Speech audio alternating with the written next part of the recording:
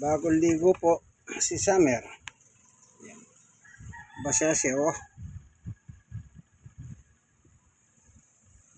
Dahil kumain na siya, nauna yung kanyang tanghalian kanina.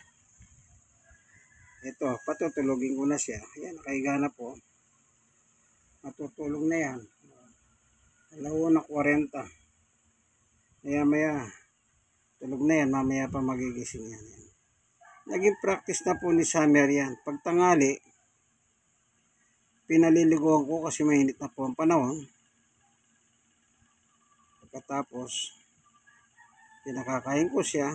Then natutulog. Ngayon baliktad. Nauna siyang kumain. Kasi po may pinuntahan ako. Kaya pagdating ko, timano pinakain ko. Ayun yan. Tapos lang siyang maligo. Kaya matutulog na lang siya po. Ito po si Summer, Ganyan po ang mag-alaga ng aso. Lalo na sa panahon natin ngayon, tag-init, El Nino. Araw-araw paliguan yung aso ako. Sinasabi nila, once a week daw paligo o every 2 days o kung ano. Hindi. Ako, araw-araw kung maaari. Kasi mahilit po ang aso. Sa totoo lang. Mahilit ang aso. Bakit mo siya paliliguan ng pumapalya ka pa ng araw kung pwede naman araw-arawin?